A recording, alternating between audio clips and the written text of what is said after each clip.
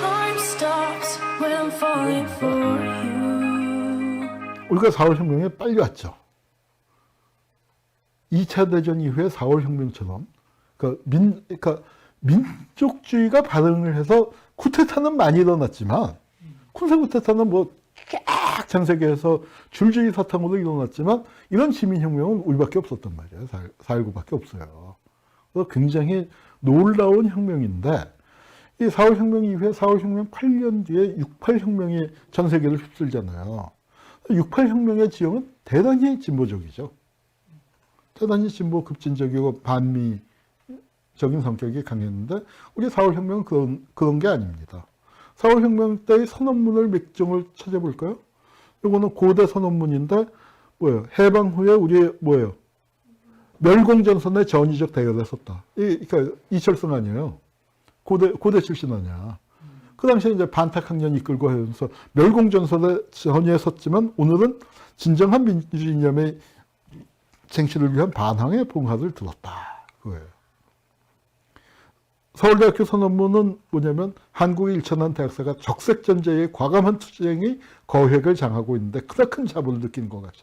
아주 어렵죠. 어렵지만 뭐냐면 적색전제, 공산 독재와 싸웠다. 그러니까 서울대는 뭐냐면 국대한 학생 반대 운동, 그 좌파는 종합대학 만드는 걸 반대했었잖아요. 뭐 그런 거 싸우고 우리도 반탕학년 뭐 기훈재 선생님, 우리 나중에 이제 재해인사의 대표적인 재해인사 역할을 하셨지만 그 당시에는 반공투사였어요. 그리고 이희호 여사도 우파 반공 학생운동 하셨던 분이죠. 이희호 여사도.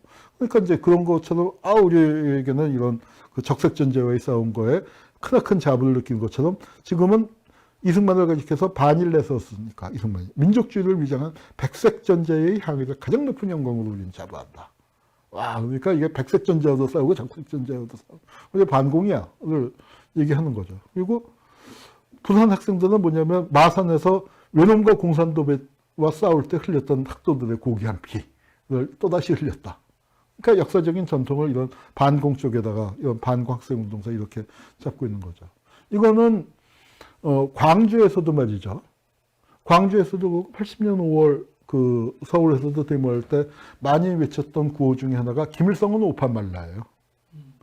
우리가 이렇게 하는 거 김일성을 지지해서 하는 거 아니라 우리는 여전히 반공이다 그렇게 얘기했고 그다음에 이 구호도 보면은 6.25 그 전후요 그대들은 용감했다. 혁명 만세 아니에요. 그러니까 그 4월 혁명 지지하는 거고 그리고 이것도 그 마산의 해인대학 지금 경남대학이죠. 거기 이제 그 4.19 출정하는데 군복 체짐이에요. 피로써 찾은 자유 총칼로써 뺏을 쏘냐. 그러니까 이승만은 총칼에 맞서서 우리 싸운다. 이 피로써 찾은 자유는 바로 공산도배와 우리가 이렇게 맞짱 떠서 싸운 거다 하는 그런 강력한 반공의식을 내세우고 있었습니다. 자, 그 다음에 이제 이런 분위기 속에서 한편으로는 하여튼 그러니까 지금하고는 굉장히 다른 상황이었다는 거. 그리고 이제 4월 혁명에서 또 하나 다른 거. 이번 촛불보다 그래도 달랐었던 거. 4.19가 더 높이 평가해야 할 부분은 총선을 치른 겁니다. 7.29 총선. 우린 탄핵을 한 게 탄핵이 국회를 통과했기 때문에 말이죠. 네, 총선을 못했어요. 사실은 국회 해산시켜야 했어요. 여러분 4.19 때도 임기 2년 남은 국회를 해산시켰습니다. 6월 항쟁 때도 임기 1년 반 남은 국회를 해산시켰습니다. 그런데 탄핵 때는 우리가 국회에서 탄핵을 하는 바람에 국회가 촛불의 주역인 것처럼 촛불의 성과를 발생한 측면도 있어요. 제도민주주의의 속속이라고 얘기할 수 있는 좋게 보면은 그런 측면도 있지만 지금 보니까 어때요? 그때 국회를 촛불 정신에 맞게 재구성을 안 해서 지금까지 발목 잡히고 있는 거 아닙니까?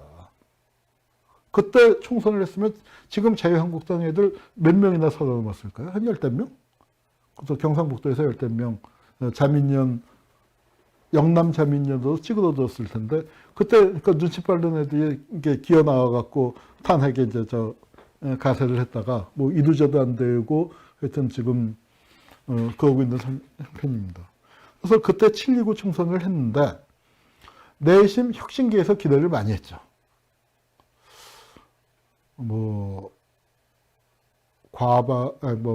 그래도 민주당이 제1당이 되겠지만 제2당으로서 교섭단체 정도는 문제가 없을 것이다. 뭐 이제 대충 그런 분위기였고, 언론도 그렇게들 예상했어요. 근데 어떻게 됐느냐. 선거를 했더니 혁신계 전멸이야. 민주당 압도적 대승. 네? 혁신계 전멸. 그 이전에 민주화 혁신계 왜냐면은 똘똘 뭉쳐도 힘든데 4대당 완전 분열됐어요. 그러니까 심지어 예컨대 부산 동네 같은 데는 좀 진보적인 성향이 강한 구역이었었다고 판단이 됐는지, 아니, 말이 안 되는 게 4대당 간판으로 한 당에서 3명이 출마했어. 그리고 그 외에 진보계 혁신계에서도 또 한 2명 더 나왔으니까 어떻게 돼? 뚝 떨어져 버렸지, 다. 그래서 어떻게 됐냐면 국회의원 선거에서 이게 민주당이에요. 그리고 이렇게 의석 표시를 해서 사회당, 대중당이 4석 얻었어, 4석. 강원도 쪽에서 4석을 얻었습니다. 민주당이 약한 데서. 민주당이 약한 데서 얻었고, 무소속이 강세를 보인 데서.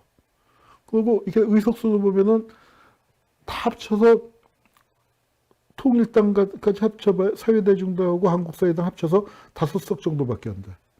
참의원에서 8석 중에서 3석 얻었어요. 근데 참의원은 선거구가 광역이었는데, 그래서 한 8도에서 5명씩 뽑고 그러는데, 저기 당선된 사람은 저건 약간의 왜곡이 있다고 생각해야 돼요. 뭐냐면은 혁신이라서 뽑힌 게 아니야. 추첨을 잘해서. 선거 구호를 뽑을 때 1번을 뽑은 사람들은 다 당선됐거든요. 근데 저 중에 3명 중에서 1등이 2번, 1번이 2번이고 2번이 1명이 당선된 거예요. 2번은 절반쯤 당선되고 1번은 다 당선됐어요. 그러니까 그거 추첨의 승리였고, 그러니까 국회의원 선거에서 참의원 58명에 여기 233명 해서 이제 300명이 좀 안 되는 건데 290명 중에서 다 합쳐서 8석 당선됐습니다. 자, 이걸 참패라고 불렀는데 17대 국회의원 선거에서 300석 중에서 민주노동당이 10석 당선됐거든요. 그걸 좋아라 했어요. 한국 정치가 얼마나 후퇴한 겁니까? 8석 당선됐는데 전멸이라고 했어요. 근데 10석 당선됐더니 드디어 의회에 교두보를, 그러니까 우리 그때 지갑 논쟁이 있었죠. 돌아가신 노회찬 의원하고 유시민 선수하고 지갑 논쟁을 했는데 서로 지갑 주웠다고. 제가 본의 아니게 유시민 편을 든 게 됐어요. 지갑 주운 건 민주노동당이 주운 거 맞다. 왜냐하면 민주당은 지갑 주운 정도가 아니었어. 거긴 도박해서 땄지. 임기 4년 남은 대통령직을 걸고 도박을 해서 딴 거고, 민주노동당은 지갑을 주웠다. 그런데 길거리에서 지갑을 주운 게 남의 지갑 주운 게 아니라 40년 전에 강도당한 지갑을 주웠다. 그때도 8석이었는데 280석 중에서 8석이었는데 지금 300석 중에서 10석 했으니까 뭐 거기가 거기 아니야. 근데 그게 그동안에 우리는 얼마나 싸웠어요. 80년대는 운동권 다 깨지고 다 하고 조봉암 죽고 난 다음에 8석이었고, 우리는 87년 6월 항쟁을 거치면서 그 탄압받으면서 운동권이 그렇게 노력을 해와서 그래서 겨우 그 다음에 그것도 그나마 비례대표제 정당 투표를 만들어서 거기서 대거 당선돼서 거기서 7명인가 8명이 당선됐죠. 10석 중에서. 그래서 10석을 차지한 거니까. 오히려 후퇴를 한 거였죠. 그래서 하여튼 4.19 때의 정치 지형에서 민주당, 그러니까 혁신계가 8석을 민의원 참의원 합쳐서 8석을 차지했지만 그거를 언론에서 뭐라고 불렀습니까? 언론에선 완전 분열의 전멸. 그렇게 불렀었다는 거죠. 이제 국회가 이런 혁신계가 힘을 못 쓰는 국회가 돼 있다 보니까 아까 좀 지지멸렬하고 하니까 빠른 변혁을 바라는 사람들이 그렇게 쳐들어간 거고. 그래서 장면 총리가 이제 조각을 해서 내각의 발족을 했는데 민주당은 신파 구파로 갈라져서 이제 또 대립을 하고, 구파가 민주당의 주류였어요. 그런데 신익희 죽고 조병옥 죽고 나니까 거물급 지도자가 연이어 죽고 나니까 대표 선수도 윤보선이 있었는데 윤보선은 지도력이 조병옥이나 신익희처럼 강하지 못했기 때문에 좀 그 90년까지 좀 부족하다 보니까 심파에 또 부통령을 했었고 이제 새 총리가 되고 뭐 이렇게 되니까 이제 그러니까 이제 공이 장면한테 넘어간 거죠. 뭐 이제 그런데 장면이 추구한 게 반공법, 보수성을 내서 반공 특별입법이기도 해요. 아까 그 분위기에서 보면 아시겠죠. 민주당은 원래 훨씬 어떤 의미에서는 자유당보다 더 보수적인 정당입니다. 그래서 이제 반공법을 고치고 국가보안법도 고치겠다. 그러면서 들고 나온 게 이거 그 간첩 사건 다룰 때 얘기했었죠. 불고지죄. 그래서 우리 아까 그 한옥신 검사. 하필이면 한옥신 검사가 제일 먼저 걸렸어요. 불고지죄. 그런데 공안검사로서 유명하고 공이 많았다 해서 봐줬어요. 그 다음에 걸린 게 우리 오화섭 교수, 오세철 선생님 아버님 오화섭 교수가 걸렸었고. 그런 이제 이런 상황인데, 그래서 2대 악법이라고 해서 그 반공법, 국가보안법, 그 다음에 또 경제입법하고, 그 다음에 한미경제협정 뭐 이런 거 하면서 그러니까 우리가 밥 달라 백성들이 우는 백성을 악법으로 살릴 소냐. 그래서 민주당에 대한 불만이 많았습니다. 이런 분위기 하에서 학생운동 쪽에 한 세력이 통일운동을